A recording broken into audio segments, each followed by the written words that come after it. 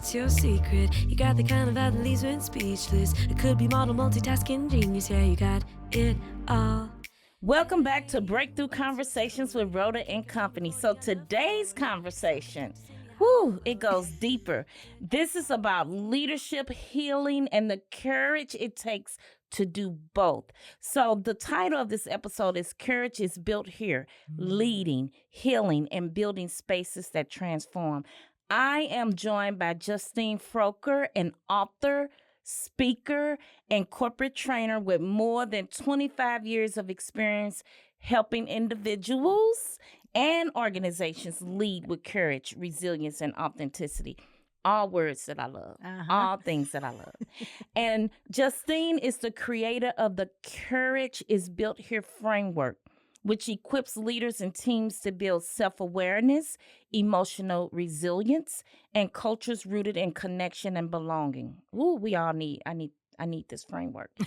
She's also an award-winning author of more than a dozen books, and she brought me some today, thank you, and has taken her message to stages across the country.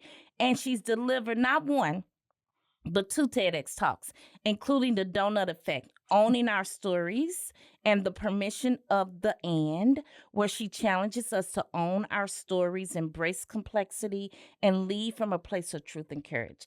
And now Justine is expanding that impact even further with Monarch Metals. Yeah.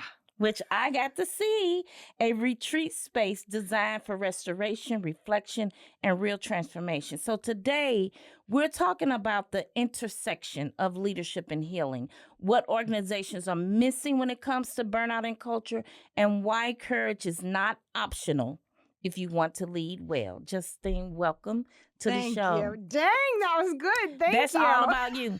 And you are amazing. And I remember we were paired up together at an all-girls school here in St. Louis, and we spoke. And that was my first exposure to you.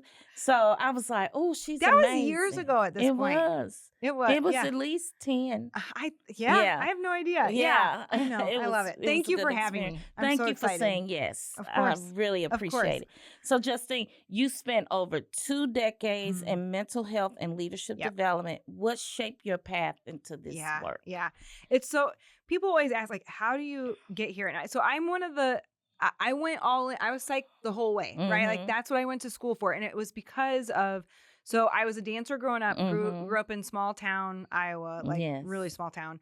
And I actually had 2 back surgeries in high school. And so I was misdiagnosed for a year and a half before they found a broken back on a year-old x-ray.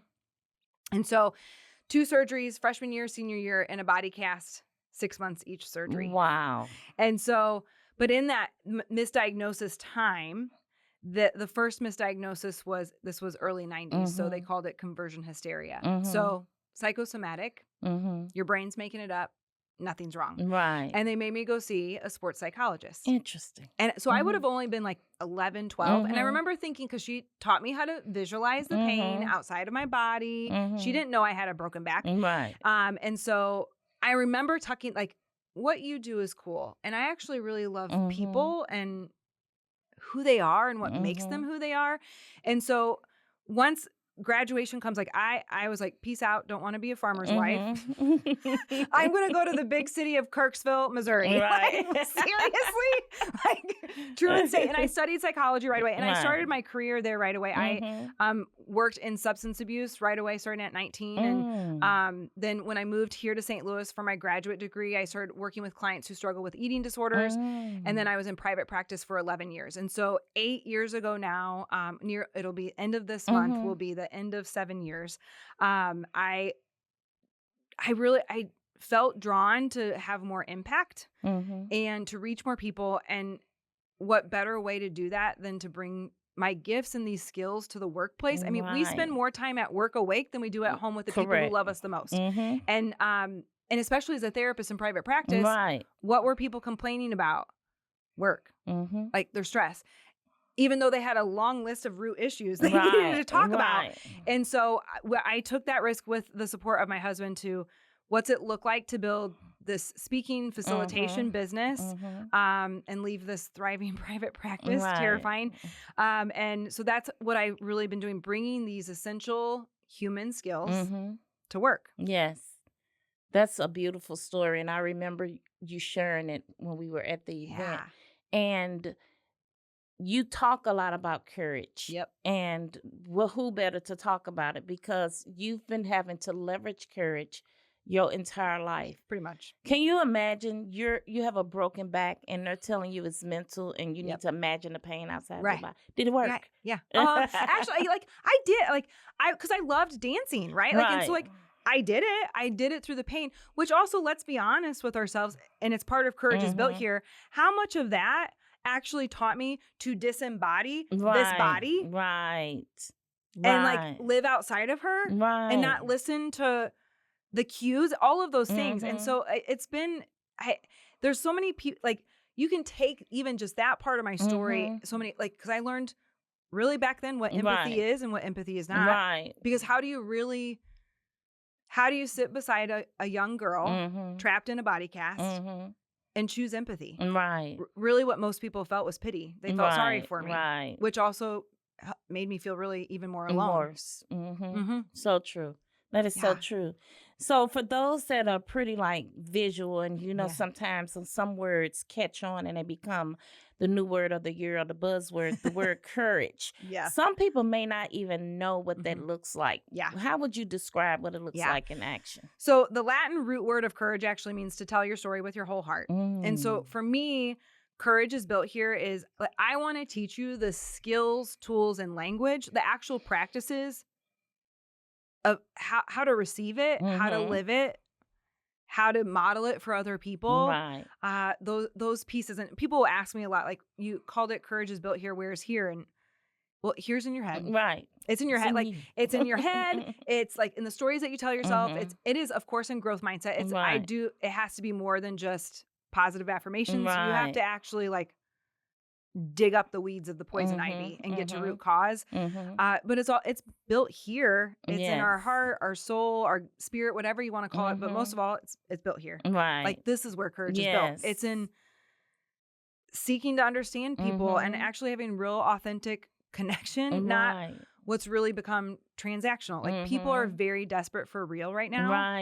And people are also really not okay. And so courage is, for me, that space of like, what's it look like to show up as you and choose to create the space where other people can show up as them. That's so true. Because now we're in it together. And that's what we were meant for. People check on me quite often because of the season I'm in my life. And I'm looking for a job while I don't have one. And a friend of mine from my old place of employment, she periodically texts. So she texted me the other day and she said, how are you doing? And I normally respond, I'm great. I'm standing on faith. I'm this, I'm that. And I was honest this time. I say, to be honest, I am fighting depression. And I'm fighting the desire to not show up. Like, when people are inviting me to things, I have to press and just go anyway. Instead of making up an excuse not to go. And she thanked me for being honest. But because she has consistently reached out, I say she's someone who cares and someone I can really That's so good. be honest with. And that took courage. It does. For me to admit that to someone. I got one of those texts the other day, like, how are you doing? And I really want to know the answer. And she got a bawling voice message. I was like, you asked. Like, I'm not in a great place. And I knew that you would be a soft landing spot. And I knew you actually cared. It wasn't. And it's interesting. I think, like, even that, like, that if it is that friend that, like, you know, you can rely on them to check in with you. You also know, because of your relationship with them and who they are, that they're really asking. Yes, they really want to know. Exactly, because they see you. It's not surface. That's what it's all about. It's not surface. That's right. So, Justine, for leaders who may be listening, what problems, because you work a lot with a lot of different companies or organizations, bringing to you right now? There's a lot. There's so many ways. I think one of the most common ones are like, what's the conversation you're avoiding? Because almost everybody has at least one that they're avoiding. 5 generations in the workplace. It's a really, really big one. I know you want me to be empathic and I just need people to do their freaking jobs. Right. That's one. Like we somehow along the way have like we think that empathy and accountability are mutually exclusive. Right. And they're not. They're totally related. Right. Really for me though, I've been in a lot of rooms lately. People really just they're not okay. Yes. They really are not all right. And they're probably being asked to do more with less.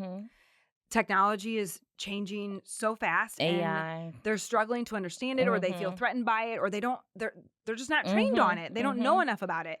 So there's all of these unknowns. At the end of the day, though, what's really happening, and it's not a popular word at all. Organizations are gonna call it change, or sometimes they love to spin it as transformation. Yes. And really, what I believe it is, it's just grief. Yes. Like we do need to change. Things need to change. We're never going back. People are never going to be the same. We have not even begun to see the ramifications of the pandemic, in my opinion. Right. I agree. And so, like, what you're really talking about is grief. Like, I miss how it used to be. You turned out like you made a decision that I don't understand, and so you actually turned out to be someone that I didn't think you were. Right. And I feel disappointed or sad by that. Like, or there's been layoffs. Like, it's just freaking grief. Right. But people really don't want to talk about that. And yet what I find is like when you name it, you can move through it. Right. Then like, you know how you understand what the cure might be. Like it'll be this like laundry list of symptoms, right? And I'm always like, well, what's it really about? Right. What's the root cause? Right. There's always a root cause. And I do like, there is a piece right now that I think a lot of leaders, but also just the people that they're leading, they haven't lost their abilities. They have not lost their skills. They've lost themselves. Yes. Like they've lost the joy in it. They don't know this is not who I thought I'd be. Right. How did I get here and how do I get back? Right. It's like this misalignment piece. And that by itself, that misalignment breeds a form of grief itself. For sure. Yeah. Yep. The other thing I've observed is 2 things. One, when you spoke about people assuming that when you say be empathetic, that means I can't hold you accountable. Because I'm empathetic and because I care about you and your success, I am holding you accountable. Exactly. So you can't say you care about someone and not hold them 100%. accountable. Who wants friends that's not going to tell them the truth? To be like, that was not good. Right. Like you screwed that up. Right. And I know it's not who you are. Like, how do we get you back? Right. Empathy without accountability is avoidance. And accountability without empathy is often cruel. Yes, very. The other thing I've observed is, I know everybody's talking about AI, I know. but the role of social media, and it impacts my mental health. So I have to step away from it. And I'm learning, okay, we weren't designed and meant to absorb and have access to so much information. Of everything. Everything that's and happening in the everyone's world. Opinion about everything that's also like actually not informed. Right. So you're scrolling. You go from laughing at a funny video to rage at some verdict that we feel is unfair. Correct. To some incident of some racism or a fight. Or violence. It's just from shift to shift to shift. I was like, I want off this train. I know. Yeah. Well, and also like, I think you also like, oh, that video was nice. And then you're like, was it real? Right. Was that real? A person? Like, was that actually right? And we were never meant to live this way. It's such a gift. Like, I have no doubt that half your audience is watching this on their little computer that they hold on their phone. Like, I love that. And we were never meant to live this way. And so I think it is like part of courage for me is what's it look like to do that well? Like right now, I deleted Instagram app from my phone. It has made my life such a pain. Like, especially because I run a business. And social media is a big part of that. Part of it, right. And I can't do some of the things because I don't have the app. And I've tried every tool to not scroll, and I Right. can't do it. Right. And so like I just had to delete the app. I did that too during the election season. Uh-huh. And it was just like, and my mental health is better. It's so much better. I'm actually watching the things that fill me up or Reading. reading. Yes. Exactly. Playing with the dogs. Right. Right. It's versus, oh my gosh, it's been 20, 40 minutes because it's designed to keep you on there. And so I think one of the other hard parts, especially about being an entrepreneur, but I think this would be for any leadership, I use social media to serve my community. I share the courage work to help you keep it top of mind, because chances are you just saw a video of mine, or you saw a keynote, or maybe you did attend the training, but like I want to help you keep it top of mind. I think one of the hardest parts though too is like I can't rely on the algorithm for it to actually show it what you like. You've signed up to follow me. Right. The algorithm won't show it to you though. It depends on where you're spending your time and viewing. And if you're spending your time on those goofy videos, that's what you're going to get. That's what you're going to, exactly. That is so true. The algorithm is not aligned either. No. With the type of people we signed up to follow. That is so true. Because one of the things that I've been trying, it's like, because I do Courage Tuesday videos every Tuesday.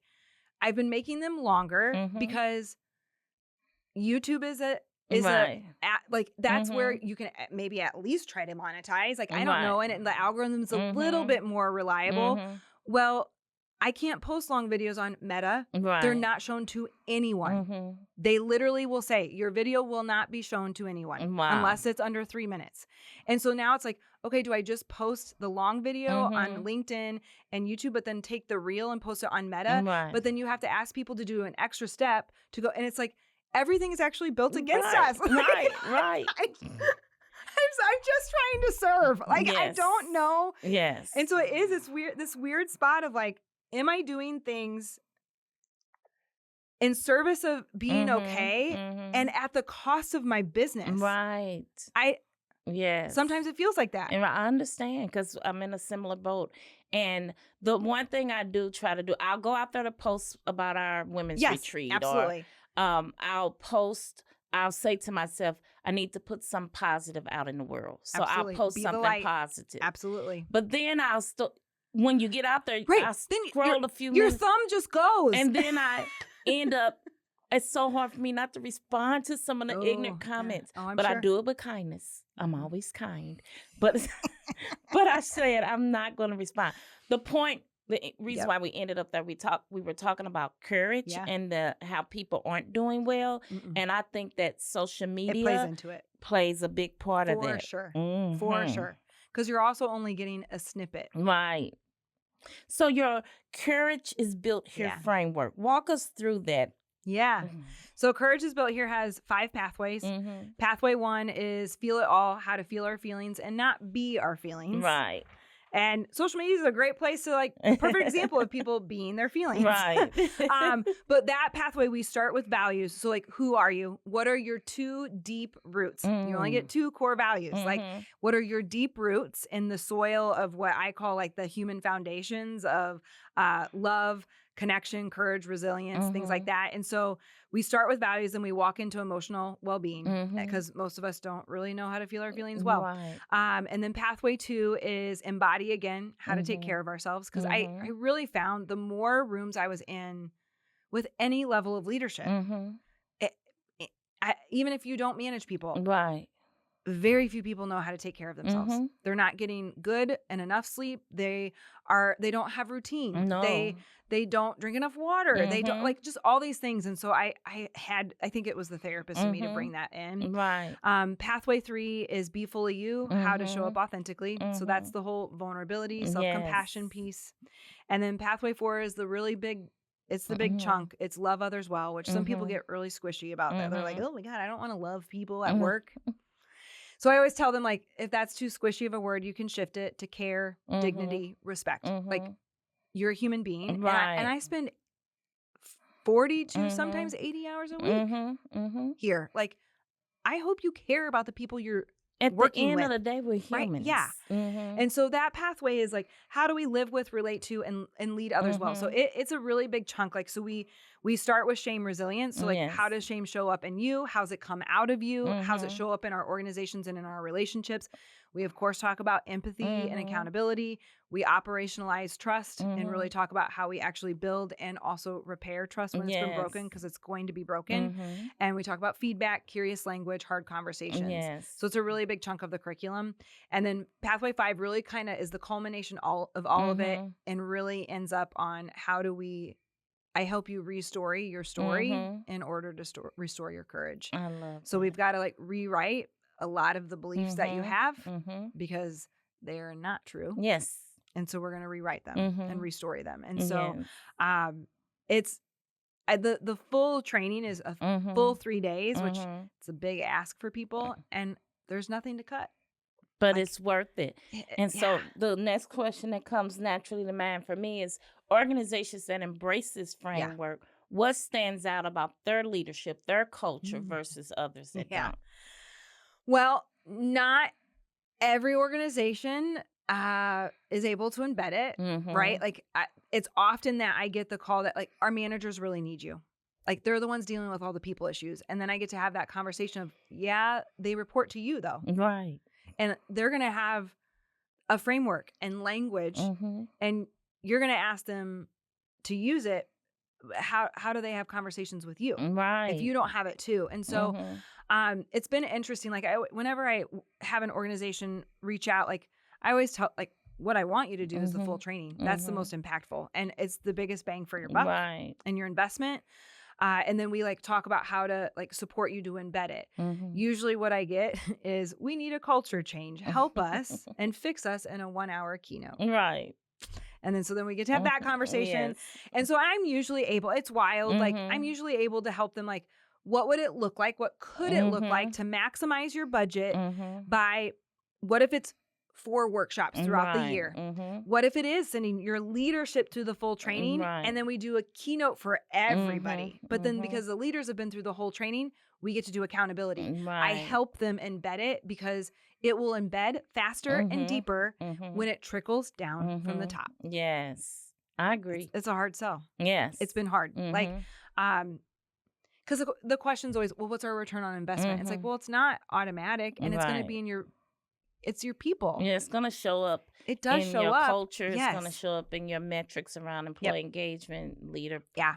It is. It's one of the things, like in my open trainings that that I hold myself and fill myself, so like anyone can come. And I think I have some organizations that they prefer to send small teams to those open trainings rather than have their own training.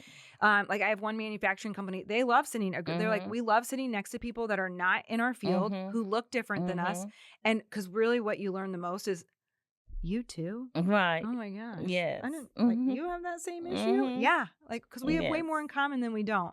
And so it's that piece of like, what's it look like to then help them actually walk it out.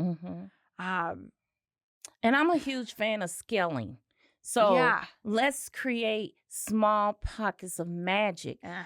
Really, you don't even have to ever train 100% of the leaders. No. You could train 30% of them, and it's going to have a really big impact. Right. And I really worked, especially 2025 was just, I don't know any facilitator that had an amazing year, right? Like, so it was a tough year. And so, but I really worked hard on creating this like suite of services, a bunch of different price points, some work that you can do on your own. And so one of the things that like I just had a conversation with the organization, I was like, what would it look like to send a small team of leaders that they want this? Right. Maybe they're already practicing it in some ways, but they need more tangible tools and more support. So they come to the full training. There are catalysts, and then they identify people who they don't get to train them, but they could walk them through the online course. I have a facilitation guide that they could meet with them like once a month, or like run the group and talk about it. Like, but you have these catalysts within the organization that they're bought in. Right. They want this. They want to be part of building the culture. Because I do think part of it is like, you're going to have people in your culture that want to be part of building the great culture. Right. You're going to have some people that like, they're going to do their job. Right. Like, they're not going to damage the culture, but they're not going to build it. Right. And then you're going to have the people that are going to damage That's it. going to do, they think their job is to pull it down. Yeah. And the worst part about it is we tend to focus almost all of our energy on that very small percentage. It's usually about 20%. Right. Yes. So true. So true. So let's talk about Monarch Metals. What is it, and what inspired you to create it? Yeah. So Monarch Meadows is our corporate retreat space that my husband and I are building in Florissant. We're super excited and proud of it. So it's been a dream of mine for 10 years to have my own space. I have taught in some really terrible spaces and it matters. Natural light matters. It does. The chairs you sit in matter. Color matters. Nature matters. Like it all matters, especially when I'm asking you to come, if it is for the full training, 3 days in a row to do really hard work. It's hard work and hard topics. And so we've dreamed about it for a long time. Like, oh, let's go drive around Defiance and look at, maybe we could build a retreat space out here. And we had purchased a property. It's been 3 years ago and we did not know what we didn't know, could not get the zoning, lost a lot of pride, also financially. And it was, of course, because this property was waiting for us. And so it's actually a church that we're converting into a training space. We'll have conference rooms, a fellowship hall that's going to be turned into like a vintage game room and dining hall. And then we have right across the driveway a historic parsonage house that will be the retreat house that will be able to sleep 7 to 9 people. And it sits on 6 acres that will be full of wildflowers and it's got a labyrinth in the back. It's beautiful. I've seen it. And I can see the vision and the work that you all are putting into so it. we're excited to welcome, like, even if it's your leadership team and you're ready for your yearly strategic meeting, and you want to stay the night and you don't want to have to drive an hour outside of the city. It's right here. It's probably about 20 minutes away because that's St. Louis, right? But also, like, what's it look like to welcome the community, to rent it out for retreats? I do think one of the things is like we got to embrace, because even after you came and saw it, like Chad was like, I mean, maybe we do change our plan. And I was like, I think we have to embrace our identity. We're not a conference center. Right. We are a small retreat space. We're not hosting 100 women for a full day. We just don't have enough toilets for that. And we're not putting more in. And so I think it will be fun. Like, I've had multiple people, like one person reached out. She goes, well, what if I like want to rent the property and write my book? And I was like, I think that will be one of the hardest parts. Like, you're probably not sharing, you're renting the whole thing. Right.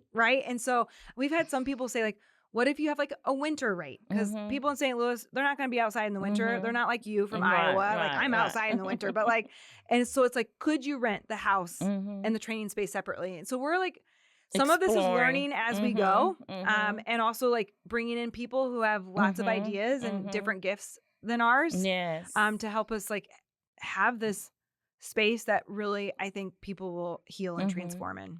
Well, I can tell you from a person who likes to host retreats, that St. Louis is lacking in a space like yours. Okay. So when we're looking for space, at least me and Shannon and I, we don't want a conference room. We don't want a conference center. Like, we could easily go book a room at Ameristar or at a hotel. That is so boring.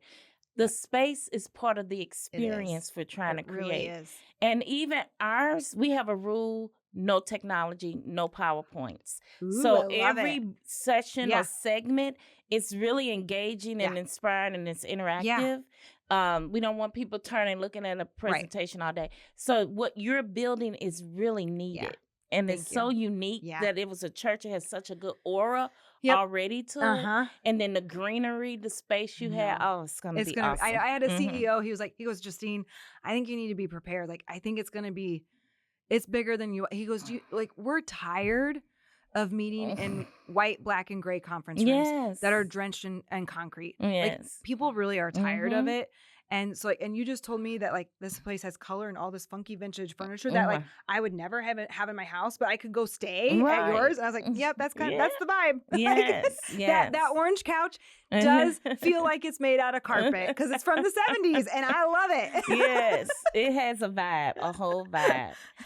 So when people walk into your space, you talked about color. What transformation do you want them to experience?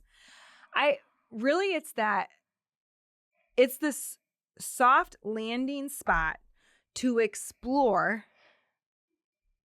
who you were really meant to be, right? Like, and so, yes, it is this safe spot, like this soft landing spot. It's also energizing because in order to get back to who you were meant to be, it's going to be uncomfortable. Yes. And so like, there is some like people, our house is also like mid-century modern, full of color. And people will always walk in and be like, this is amazing. I would never have it in my house, but like, I love it. And it's like, and I do think there's this weird, it's who I am, but also in the space that I'm creating, like, I'm going to give you permission to like literally be your weird. Like, I want you to be that weird. I want you to like all those quirks, all the gifts, the voice that you're given, your full true identity. For me, the name that God calls you, like, I want you to rediscover that person. And so this like funky place that you're like, oh my gosh, look at that cat. That seating area is really cool. Like, and wait a minute, that house had like built in. Wait, there's a labyrinth. What do you even do with the labyrinth? And then I get to tell you how to use it, right? Like, it's just this. It's this tension between soft landing spot and it's not going to be easy. Right. I do want to push you out of a comfort zone because that's where growth is born. Right. And the space not only invites you to do that, but it's kind of mimicking that in a sense. Yeah. Like it is actually. It's in 2026. It's looking like and feeling like 1970, but it's its authentic self. Right.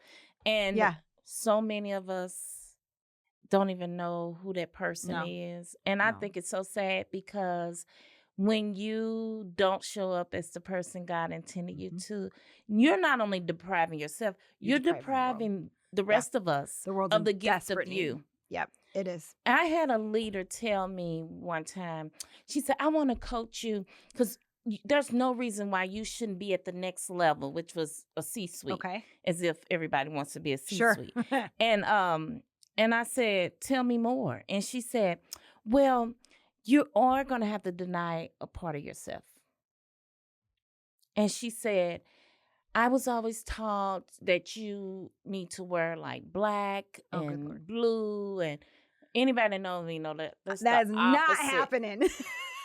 Like, I was like, and I took that in and thought about it overnight. And I called her the next day and I told her how very sad that was to me. Yep.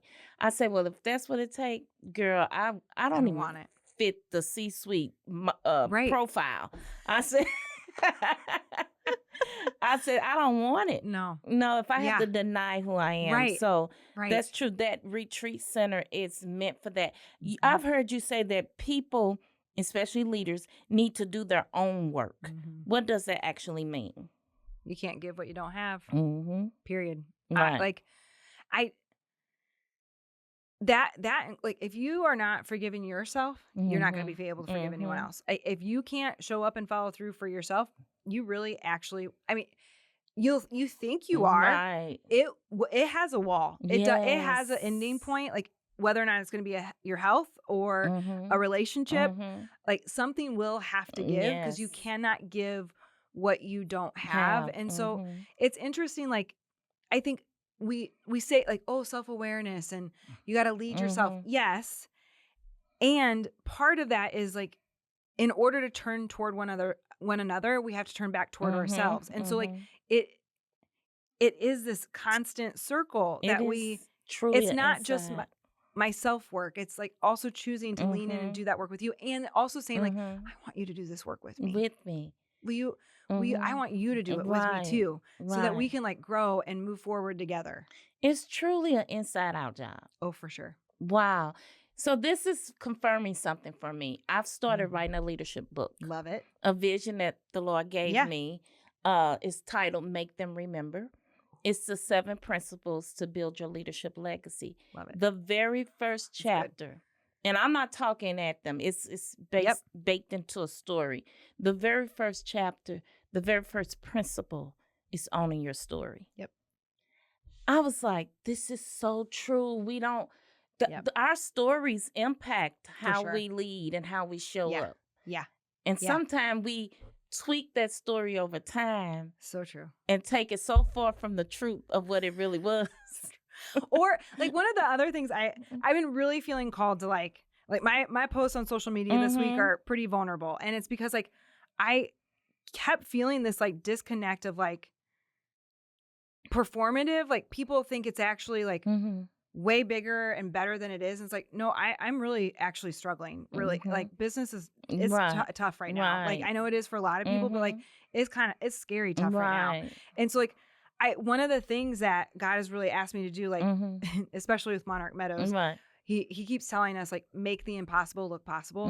And of course we're gonna give him all the glory. Except I think so many of us, not only do we tweak that story when we tell it, we only tell the story when we're on the hilltop.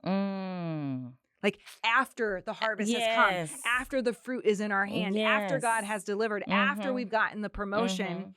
And I'm not saying we're not to share from our wounds like that. Do not share from your wounds because you're going to end up bleeding out on people. You need to do the work to share from a scar. Right.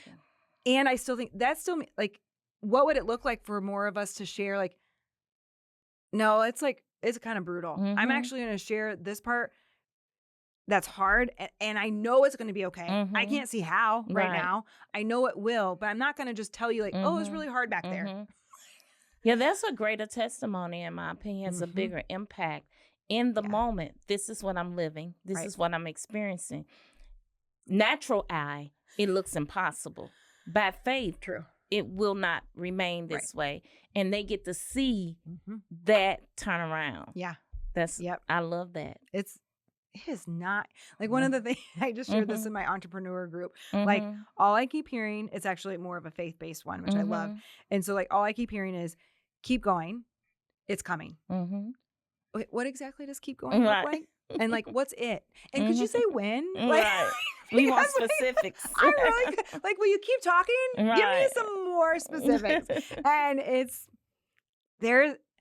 Because also, like, I know that when we are in the struggle, the wilderness, whatever it is, we have to give permission for stuff to be chiseled away. Yes. For us to be refined into the person that can actually handle what's coming. Because if it comes before you're ready for it, it will kill you. Yes. That is so powerful, what you just said. Yeah. And it doesn't make it easy, though. Even when we're going through, like...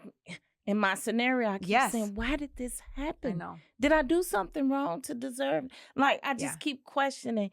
And the Lord speaks very firm, but quietly and say, this had to come.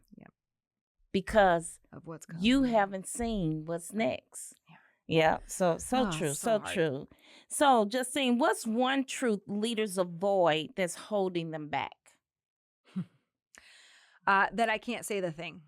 Like I can't be transparent. I can't be honest. And like there's we need boundaries. Right. Like I cannot tell you how many times I've especially told people at the top they need transparency.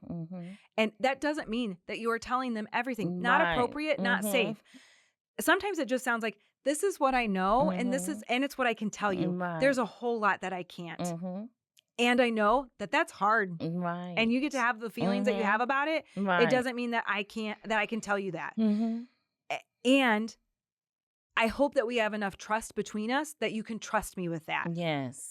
Right? Like that, there's so much unspoken and lack of transparency. And all that means is they're making stuff up. They are. They make up their own stories. Right.